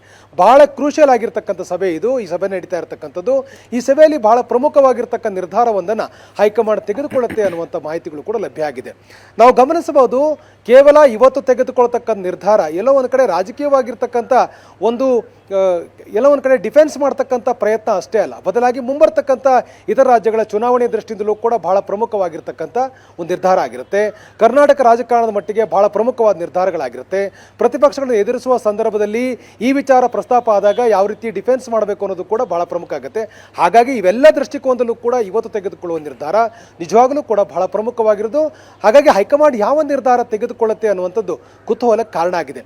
ಒಂದಂತೂ ಸ್ಪಷ್ಟ, ಇವತ್ತಿನ ತೀರ್ಮಾನ ಒಂದು ಗಟ್ಟಿಯಾಗಿರ್ತಕ್ಕಂಥ ಒಂದು ಸಲಹೆ ರೂಪದಲ್ಲಿರುತ್ತೋ ಅಥವಾ ಒಂದು ಸ್ಪಷ್ಟವಾಗಿರ್ತಕ್ಕಂಥ ಸೂಚನೆ ರೂಪದಲ್ಲಿರುತ್ತೋ ಅಂತಕ್ಕಂಥದ್ದು ಕಾದು ನೋಡಬೇಕಾಗಿದೆ. ಯಾಕಂದರೆ ಮೂಢ ಹಗರಣಕ್ಕೆ ಸಂಬಂಧಪಟ್ಟ ಹಾಗೆ ಆರಂಭಿಕವಾಗಿರ್ತಕ್ಕಂಥ ಚರ್ಚೆಗಳು ಆರಂಭಗೊಂಡಾಗ ಮುಖ್ಯಮಂತ್ರಿಗಳ ಹಸ್ತಕ್ಷೇಪ ಇಲ್ಲ, ಮುಖ್ಯಮಂತ್ರಿ ಪರವಾಗಿ ಬ್ಯಾಟಿಂಗ್ ಮಾಡಿರ್ತಕ್ಕಂಥ ಕಾಂಗ್ರೆಸ್ ನಾಯಕರು ಈಗ ಬರ್ಬರ್ತಾ ಕೆಲವು ದಿನಗಳ ಕಳೆದ ನಂತರ ಅವರ ಟೋನ್ನಲ್ಲಿ ಬದಲಾವಣೆಗಳಾಗಿದ್ದಾವೆ. ಮತ್ತು ಸಹಜವಾಗಿ ಹೈಕಮಾಂಡ್ ನಿರ್ಧಾರದ ಎಲ್ಲರೂ ಕೂಡ ಚಿತ್ತಹರಿಸಿರುವಂಥ ಹಿನ್ನೆಲೆಯಲ್ಲಿ ಹೈಕಮಾಂಡ್ ಕೂಡ ಒಂದು ಸ್ಪಷ್ಟವಾದ ಸಂದೇಶವನ್ನು ಕೊಡಬೇಕಾಗಿದೆ. ಮುಖ್ಯಮಂತ್ರಿಗಳ ಪರವಾಗಿ ನಿಲ್ಲಬೇಕೇ ಅನ್ನೋದ್ರ ಬಗ್ಗೆನೂ ಕೂಡ ಎಲ್ಲ ನಾಯಕರಿಗೆ ಒಂದು ಸಂದೇಶವನ್ನು ಕೂಡ ಇವತ್ತಿನ ಸಭೆಯ ಮೂಲಕ ನೀಡಬೇಕಾಗಿದೆ. ಹಾಗಾಗಿಯೇ ಹೈಕಮಾಂಡ್ ನಾಯಕರುಗಳು ಇವತ್ತು ನೀಡುವಂಥ ಸೂಚನೆಗಳು, ಸಲಹೆಗಳು ಏನಾಗಿರುತ್ತೆ ಮತ್ತು ಇವತ್ತಿನ ಸಭೆಯಲ್ಲಿ ಯಾವ ನಿರ್ಧಾರ ತೆಗೆದುಕೊಳ್ತಾರೆ ಅನ್ನೋದು ಕೂಡ ಬಹಳ ಪ್ರಮುಖ ಆಗುತ್ತೆ. ಆದರೆ ಇನ್ನೊಂದು ವರ್ಷ ಕೂಡ ಚರ್ಚೆ ಆಗ್ತಾ ಇರುವಂಥದ್ದು 29ಕ್ಕೆ ಕೋರ್ಟ್ ವಿಚಾರಣೆ ಇದೆ. ಕೋರ್ಟ್ ವಿಚಾರಣೆ ತನಕನೂ ಕೂಡ ಈ ವಿಚಾರವನ್ನು ಕಾದು ನೋಡಿ ನಂತರ ಅಂತಿಮವಾಗಿ ಹೈಕಮಾಂಡ್ ನಿರ್ಧಾರವನ್ನು ಪ್ರಕಟಿಸುವಂಥ ಸಾಧ್ಯತೆಗಳು ಕೂಡ ಇದೆ ಅನ್ನುವಂಥ ಮಾಹಿತಿಗಳು ಕೂಡ ಇದೆ. ಹಾಗಾಗಿ ಇವತ್ತಿನ ಸಭೆಯಲ್ಲಿ ವಿಸ್ತೃತವಾದ ಚರ್ಚೆ ಆಗುತ್ತೆ. ಆದರೆ ಅಂತಿಮವಾದ ನಿರ್ಧಾರ 29ರ ಕೋರ್ಟ್ ವಿಚಾರಣೆ ಬಳಿಕ ಆಗುತ್ತೆ ಅನ್ನುವಂಥದ್ದು ಕೂಡ ಇದೆ. ಕೋರ್ಟ್ನಲ್ಲಿ ಈ ಪ್ರಕರಣ ಯಾವ ಸ್ವರೂಪದಲ್ಲಿ ಇರುತ್ತೆ ಮತ್ತು ಯಾವ ಒಂದು ತೀರ್ಪುಗಳು ಹೊರಗೆ ಬರುತ್ತೆ, ಆ ತೀರ್ಪುಗಳು ಯಾವ ರೀತಿ ಮಾರಕನೋ ಪೂರಕನೋ ಎಲ್ಲದರ ಬಗ್ಗೆನೂ ಕೂಡ ಒಂದು ಅಂತಿಮವಾಗಿ ಅವಲೋಕನ ಆದ ಬಳಿಕ ಹೈಕಮಾಂಡ್ ಒಂದು ಸಂದೇಶವನ್ನು ಕೊಡುತ್ತೆ ಅನ್ನುವಂಥ ಚರ್ಚೆಗಳು ಕೂಡ ಇದೆ. ಆದರೆ ಕಾಂಗ್ರೆಸ್ನ ಅಂಗಳದಲ್ಲಿ ದೆಹಲಿಯ ಸಭೆಯ ಬಗ್ಗೆ ಸಹಜವಾದಂಥ ಕುತೂಹಲ ಹೆಚ್ಚಾಗಿದೆ. ಯಾವ ಸಂದೇಶವನ್ನು ಕೊಡ್ತಾರೆ ಅಂತಕ್ಕಂಥದ್ದನ್ನ ಎಲ್ಲರೂ ಕೂಡ ಕಾದು ನೋಡ್ತಾ ಇದ್ದಾರೆ. ಹಾಗಾಗಿ ಮುಖ್ಯಮಂತ್ರಿಗಳು DK ಶಿವಕುಮಾರ್ ಪಾಲ್ಗೊಂಡಿರ್ತಕ್ಕಂಥ ಈ ಸಭೆಯ ಬಳಿಕ ಅವರು ಯಾವ ರೀತಿಯ ಒಂದು ಪ್ರತಿಕ್ರಿಯೆ ನೀಡ್ತಾರೆ ಅನ್ನೋದ್ರ ಮೇಲೆ ಯಾವ ಸಂದೇಶವನ್ನು ಕೊಟ್ಟಿರಬಹುದು ಅಂತೇಳಿ ವಿಶ್ಲೇಷಣೆ ಮಾಡಬಹುದಾಗಿದೆ. ಇನ್ನೂ ಕೂಡ ಸಭೆ ಈಗ ತಾನೇ ಆರಂಭಗೊಂಡಿರ್ತಕ್ಕಂಥ ಹಿನ್ನೆಲೆಯಲ್ಲಿ ಅಂದ್ರೆ ಹೈಕಮಾಂಡ್ ಈ ಸಭೆಯಲ್ಲಿ ಭಾಗವಾಗಿರುವ ನಾಯಕರು ಯಾರೋ ಹೊರಗಡೆ ಬಂದು ಸಭೆಯಲ್ಲಿ ಏನಾಯ್ತು ಅನ್ನೋದನ್ನ ಹೇಳುವ ಸಾಧ್ಯತೆಗಳು ಕಡಿಮೆ ಅಂತೀರಾ ನೀವು? ಒಂದಷ್ಟು ಕಾಲಾವಕಾಶ ಬೇಕಾಗತ್ತೆ. ಯಾವುದೇ ಒಂದು ಹೈಕಮಾಂಡ್ ಮಟ್ಟದಲ್ಲಿ ನಡೆದಂಥ ಸಭೆಯ ಬಗ್ಗೆ ತಕ್ಷಣದಲ್ಲಿ ಯಾವುದೇ ರೀತಿಯ ಮಾಹಿತಿಗಳು ಲಭ್ಯ ಆಗೋದಿಲ್ಲ. ಆದರೆ ಭಾಗಿಯಾಗಿರ್ತಕ್ಕಂಥ ನಾಯಕರುಗಳು ಬಂದು ಆಪ್ತರ ಬಳಿ ಈ ವಿಚಾರವನ್ನು ಚರ್ಚೆ ಮಾಡಿದಾಗ ಸಹಜವಾಗಿ ವಿಷಯಗಳು ಹೊರಗಡೆ ಬರುತ್ತೆ. ಹಾಗಾಗಿ ಒಂದಷ್ಟು ಕಾಲಾವಕಾಶ ಕಾಯಬೇಕು ಅಂದರೆ ಬೇಕಾಗುತ್ತೆ. ಯಾಕೆಂದರೆ ಇವತ್ತು ಸಭೆ ಎಲ್ಲವೂ ಅಂದ್ಕೊಂಡಂತೆ ಆದರೆ ಇವತ್ತು ರಾತ್ರಿ 11 ಗಂಟೆಗೆ ಎಲ್ಲ ನಾಯಕರು ವಾಪಸ್ಸು ಬೆಂಗಳೂರಿಗೆ ಬರಬೇಕು.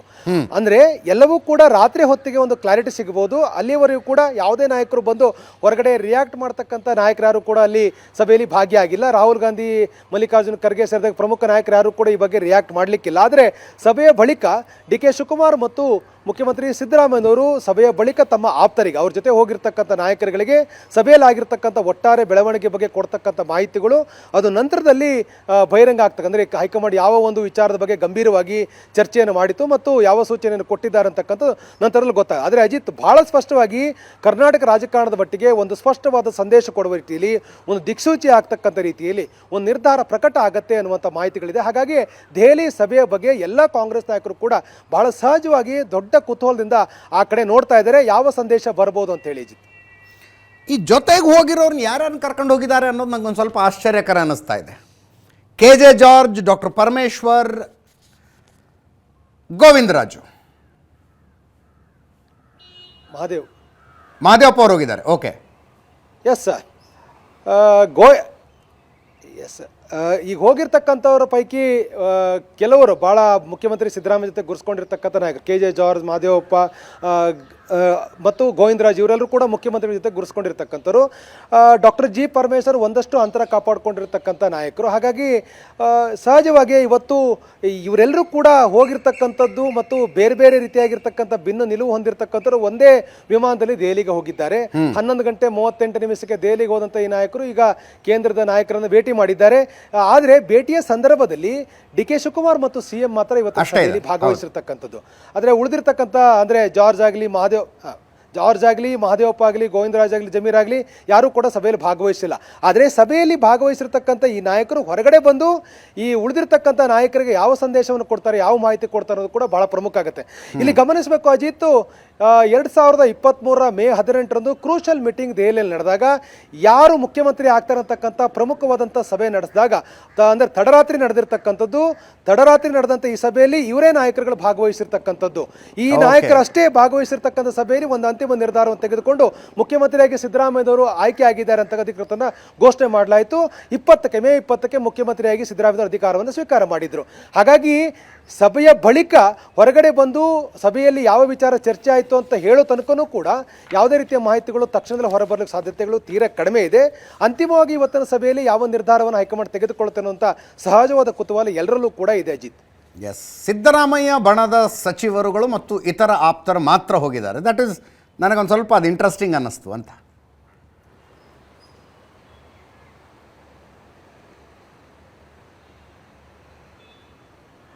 ಎಸ್, ಈಗಾಗಲೇ ಗೋವಿಂದರಾಜ್ ಇರ್ಬೋದು, KJ ಜಾರ್ಜ್ ಮತ್ತು ಜಮೀರ್ ಅಹಮದ್ ಸೇರಿದ ಇವರೆಲ್ಲರೂ ಕೂಡ ಸಿದ್ದರಾಮಯ್ಯ ಜೊತೆ ಭಾಳ ಅತ್ಯಂತ ಆಪ್ತವಾಗಿ ಗುರುಸ್ಕೊಂಡಿರ್ತಕ್ಕಂಥ ಇವರೆಲ್ಲರೂ ಕೂಡ ದೆಹಲಿಗೆ ಹೋಗಿದ್ದಾರೆ. ಮುಖ್ಯಮಂತ್ರಿಗಳು ಸಹಜವಾಗಿ ದೆಹಲಿಗೆ ಹೋದಾಗ ಈ ಒಂದು ಬೆಟಾಲಿಯನ್ ಜೊತೆನೇ ಕೂಡ ದೆಹಲಿಗೆ ಹೋಗ್ತಾರೆ. ಆದರೆ ಡಾಕ್ಟರ್ G. ಪರಮೇಶ್ವರ್ ಹೋಗಿರ್ತಕ್ಕಂಥದ್ದು ಕುತೂಹಲಕ್ಕೆ ಸಹಜವಾದಂಥ ಕುತೂಹಲವನ್ನು ಮೂಡಿಸಿದೆ.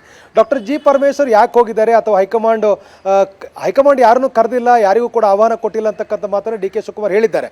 ಆದರೂ ಕೂಡ ಇವತ್ತು ದೊಡ್ಡ ದೊಡ್ಡ ಬ್ಯಾಗ್ನೊಂದಿಗೆ ಇವತ್ತು ಡಾಕ್ಟರ್ G. ಪರಮೇಶ್ವರ್ ದೆಹಲಿಗೆ ಹೋಗಿರ್ತಕ್ಕಂಥದ್ದು ಕುತೂಹಲಕ್ಕೆ ಕಾರಣವಾಗಿದೆ. ಅವರು ಕೆಲವು ದಿನಗಳ ಕಾಲ ದೆಹಲಿಯಲ್ಲಿ ಇರ್ತಾರೆ ಇರ್ತಕ್ಕಂಥ ಚರ್ಚೆಗಳು ಕೂಡ ಇದೆ. ಇವತ್ತು ಬೆಳಗ್ಗೆ ದೆಹಲಿಗೆ ಹೋಗ್ತೇವೆ ಅನ್ನುವಂಥ ವಿಚಾರ ತಿಳಿಸಿದಾಗಲೂ ಕೂಡ ಅವ್ರ ಜೊತೆ ಬಹಳ ದೊಡ್ಡ 2 ಬ್ಯಾಗ್ಗಳು ಕೂಡ ದೆಹಲಿಗೆ ಹೋಗಿದೆ. ಹಾಗಾಗಿ ಇನ್ನೂ 2-3 ದಿನಗಳ ಕಾಲ ಪರಮೇಶ್ವರ್ ದೆಹಲಿಯಲ್ಲಿ ಇರ್ತಾರೆ ಅಂತಕ್ಕಂಥ ಒಂದು ಮಾಹಿತಿಗಳು ಕೂಡ ಇದೆ. ಆದರೆ ಎಲ್ಲವೂ ಕೂಡ ಕೆಲ ಹೊತ್ತಿನಲ್ಲಿ ಅಂತಿಮ ಆಗತ್ತೆ. ಸದ್ಯಕ್ಕೆ ಆ ದೊಡ್ಡ ಬ್ಯಾಗ್ಗಳಲ್ಲಿ ಮೂಢ ಹಗರಣದ ದಾಖಲೆಗಳಿದ್ವು ಅಂತ ಅನ್ಕೊಳ್ಳೋಣ. ಸುಮ್ಮನೆ ಜನರಿಗೆ ಮತ್ತೆ ಏನೇನೋ ಮೆಸೇಜ್ ಹೋಗೋದು ಬೇಡ.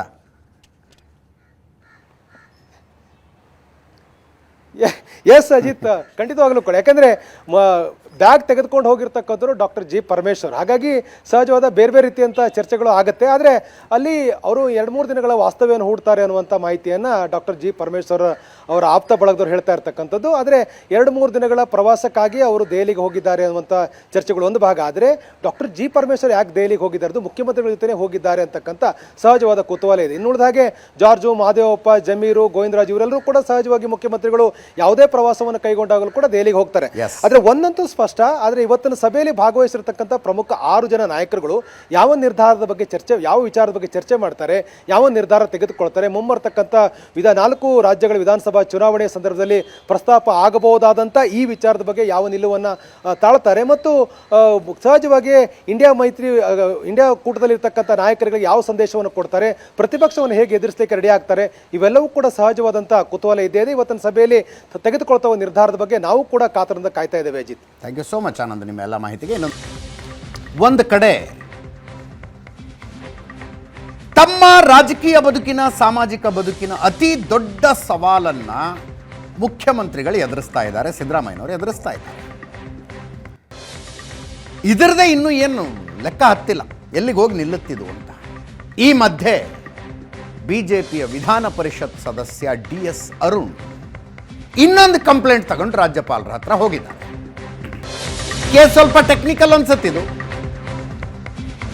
1953 ಕೋಟಿ ರೂಪಾಯಿ ಸರ್ಕಾರದ ಹಣ ನಾಪತ್ತೆಯಾಗಿದೆಯಂತೆ.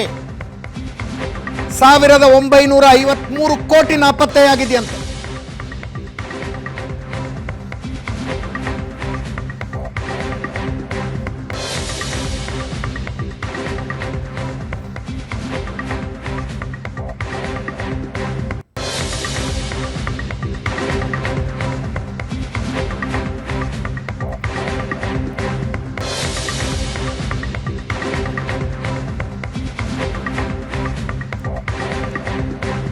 ರಾಜಭವನಕ್ಕೆ ದೂರು ತೆಗೆದುಕೊಂಡು ಹೋಗಿದ್ದಾರೆ ವಿಧಾನ ಪರಿಷತ್ ಸದಸ್ಯ DS ಅರುಣ್. DH ಶಂಕರಮೂರ್ತಿ ಅವರ ಪುತ್ರ, ಬಿಜೆಪಿ ಮುಖಂಡ.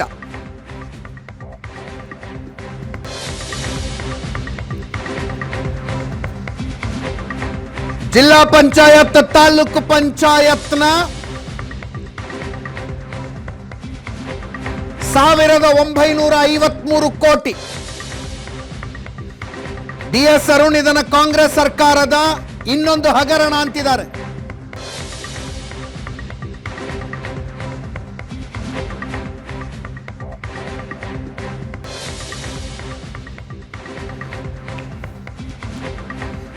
ಖಜಾನೆಗೆ ಬರಬೇಕಾಗಿತ್ತಂತೆ, ದುಡ್ಡು ಬಂದಿಲ್ವಂತೆ.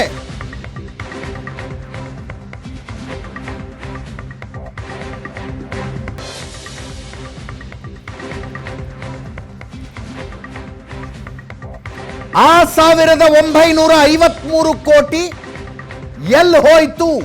DS ಅರುಣ್ರ ಪ್ರಶ್ನೆ ಇದು. ಜಿಲ್ಲಾ ಪಂಚಾಯತ್ನ 495 ಕೋಟಿ, ತಾಲೂಕು ಪಂಚಾಯತ್ನ 1494 ಕೋಟಿ, ಒಟ್ಟು 1953 ಕೋಟಿ. DS ಅರುಣ್ ಅವರು ಹೇಳೋ ಪ್ರಕಾರ ಬಸವರಾಜ ಬೊಮ್ಮಾಯಿ ಅವರ ಅವಧಿಯಲ್ಲಿ ಜಿಲ್ಲಾ ಪಂಚಾಯತ್, ತಾಲೂಕು ಪಂಚಾಯತ್ ಅಲ್ಲಿ 1494 ಕೋಟಿ ಉಳ್ಕೊಂಡಿತ್ತಂತೆ. 2022-23ನೇ ಸಾಲಿಗೆ ಅದು ಒಟ್ಟು 1953 ಕೋಟಿ ಆಯ್ತಂತೆ.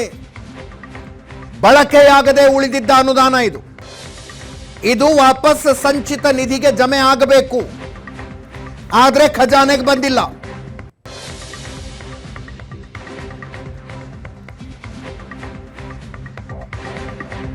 ಸಂಚಿತ ನಿಧಿಯ ಮೂಲಕ ಹಣಕಾಸು ಇಲಾಖೆಗೆ ಬರಬೇಕಾಗಿತ್ತಂತೆ, ದುಡ್ಡು ಬಂದಿಲ್ವಂತೆ.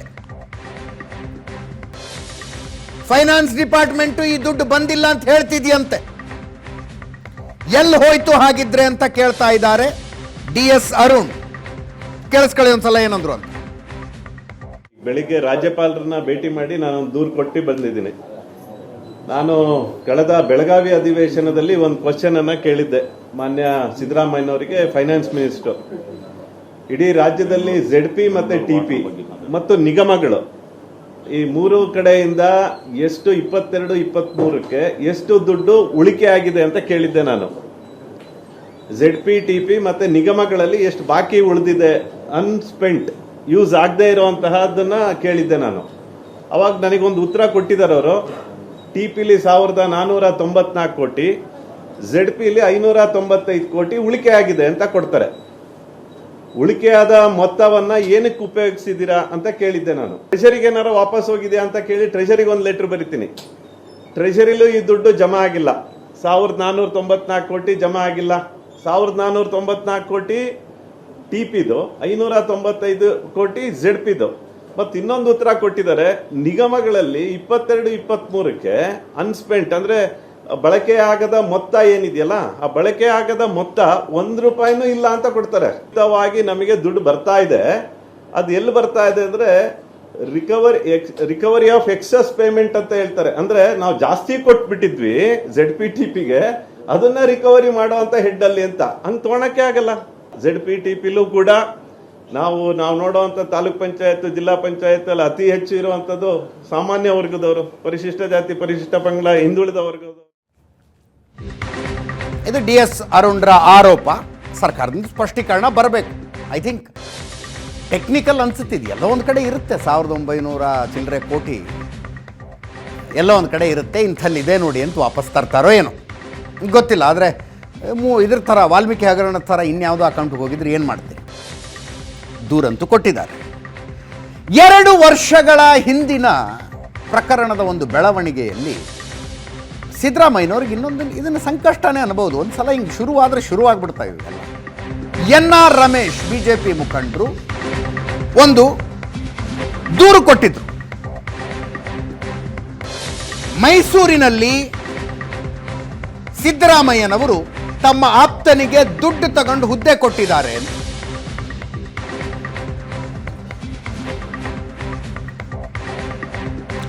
ಎಲ್ ವಿವೇಕಾನಂದ ಅನ್ನುವಂಥ ಒಬ್ಬ ವ್ಯಕ್ತಿ ಟರ್ಫ್ ಕ್ಲಬ್ಗೆ ಸ್ಟೀವರ್ಡ್ ಆಗಿ ನೇಮಕಗೊಳ್ತಾರೆ. ಆ ಎಲ್ ವಿವೇಕಾನಂದ ₹1,30,00,000 ಸಿದ್ದರಾಮಯ್ಯನವರಿಗೆ ಕೊಟ್ಟಿದ್ರು. ಸಿದ್ದರಾಮಯ್ಯನವರು ಅದನ್ನ ಎಲ್ ವಿವೇಕಾನಂದರಿಂದ ಪಡೆದಿರುವ ಸಾಲವಾಗಿ ತಮ್ಮ ಅಫಿಡವಿಟ್ನಲ್ಲಿ ತೋರಿಸಿದ್ರಂತೆ. ಇದು ಸಾಲ ಅಲ್ಲ, ಲಂಚ ಅಂತ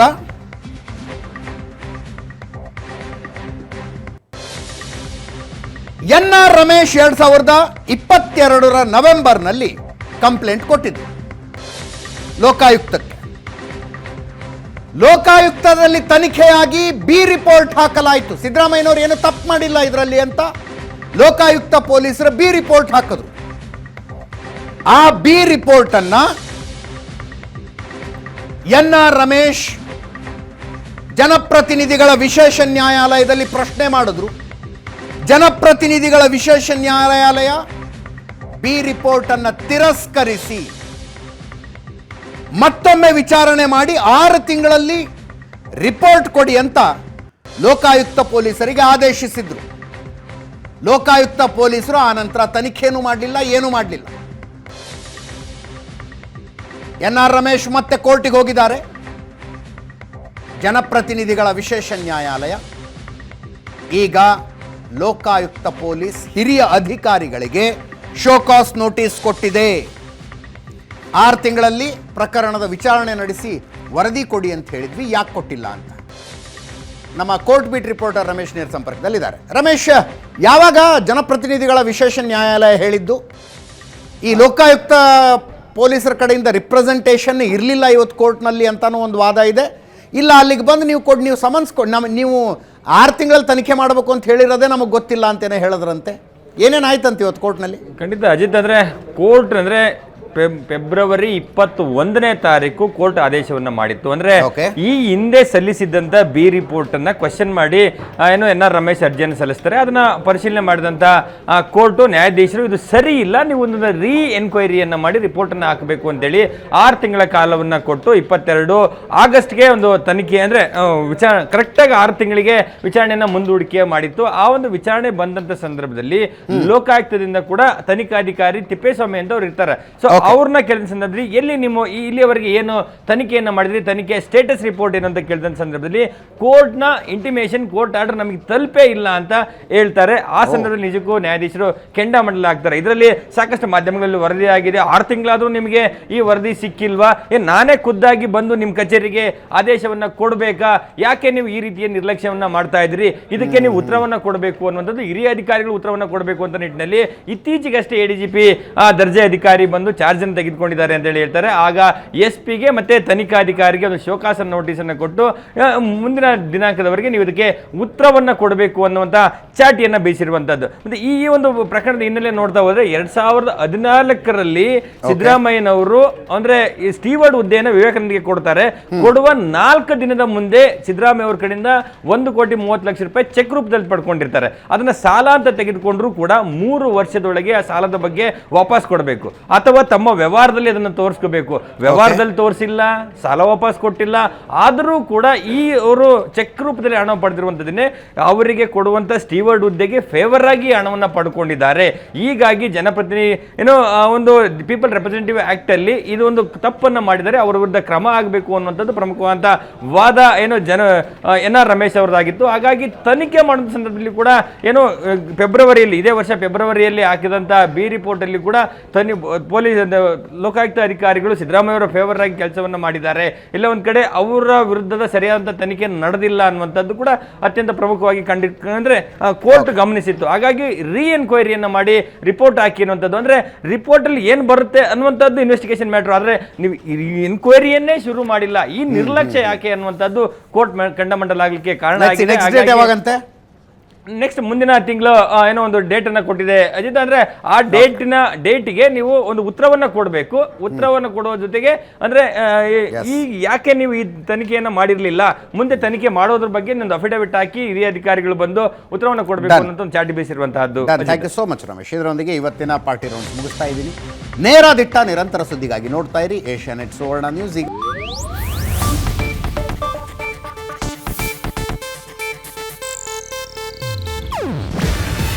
ಇದು ಏಷ್ಯಾನೆಟ್ ನ್ಯೂಸ್ ನೆಟ್ವರ್ಕ್ ಪ್ರಸ್ತುತಿ.